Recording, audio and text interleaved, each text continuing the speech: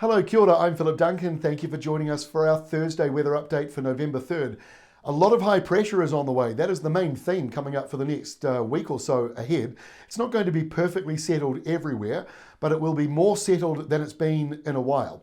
Let's take a look at the animated wind map for Thursday. Look at this big windy sou'wester coming through. This is the reason why Australia's had a big temperature drop and snow flurries in the southeastern corner down to about 800 metres. So certainly a colder change coming through for you 1 month out from summer with snow on the mountains and ranges. On the other side of the Tasman, where I am, quite a different story. West to northwest winds are dominating. We saw places up to 30 degrees yesterday or close to it. But now we do have that cooler change coming into the South Island. That's going to spark a couple of downpours and isolated thunderstorms, and your temperatures will start to drop, at least for the southern half of the South Island. Let's take a look at the current thunderstorms as we recorded this. This is courtesy of Weather Watch and IBM. A few thunderstorms in the South Island as that cooler airflow moves northwards. Isolated one to the north there, and the rest are pretty much out at sea. A couple up here just in the very northern part of Queensland. It's a windy day in some areas today, again, around the country, especially in the northern part of the Southern Alps and Cook Strait. This is the area where 100k gusts are still likely, but that's right up on the tops of the mountains. Lower down here at sea level, we're still seeing 80 to 90 kilometre an hour winds coming through. So blustery in Cook Strait and Wellington and through the hills and ranges. But if you want some calm weather, head down to Southland. Let's have a look at the next 2 days' rainfall. Only a few showers or very patchy light rain for the North Island. Mostly dry all along the east. A couple of showers in the south. Most of the rain where it should be, in Westland and Fiordland. And those rainfall totals aren't too great now. Around about 20 to maybe 50 or 60 millimetres up here in the mountains.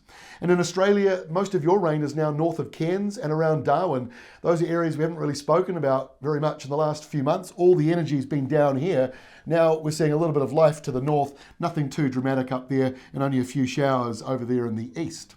So let's take a look at the forecast. Here we are for the end of the week. And on Friday, a sight for sore eyes. Big, high pressure coming on through for you in the southeastern corner of Australia. But in New Zealand, still unsettled, windy, but not as windy perhaps as it's been for most areas, but it will be windier down in Southland. With your temperature drop coming through, you'll definitely notice that cooler weather coming through, but it'll still be fairly mild in the very top part of the country. This weekend, no great deal of change over the weekend, really. High pressure is in the Tasman Sea, encouraging southeasterlies and a few showers from, north of Sydney, actually. It's really more getting into Queensland. New Zealand's mostly dry, but there is this southerly change. So the temperatures will be down a wee bit in many places on Saturday. Not major, but just down on where it's been. And a couple of showers still brushing the Southland area. And like I say, not a great deal of change on Sunday. Still a few showers, but this time now up around the North Island. And still seeing a couple of showers around the eastern side of Australia, but still fairly settled when you think about it. Let's take a look at next week. So high pressure dominates in the same area across New Zealand and out to the east. We've got a few showers popping up between the two. Convergence zone, afternoon downpours, that sort of thing. Might even be a thunderstorm in there as well.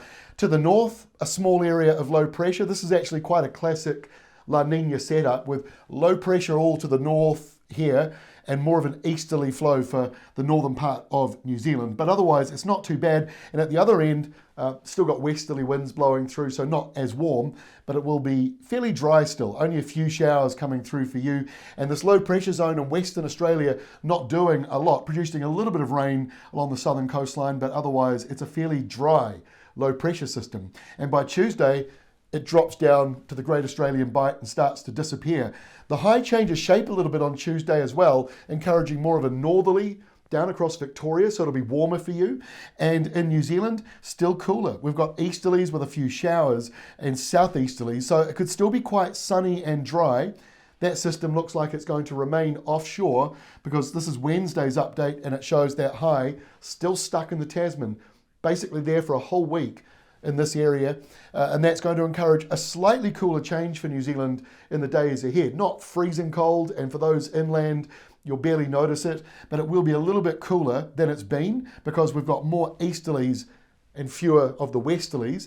And we also have this low pressure zone to the north, bringing in some rain for New Caledonia and Vanuatu, but otherwise dry in the tropics and All these northerlies coming down means it'll be very warm for you in the middle of next week, but it will be a bit wet in Adelaide. And that's all from me. I'll be back again on Friday with our weekend update and the outlook for next week. Probably not expecting a great deal of change with all this high pressure around. We'll see you then.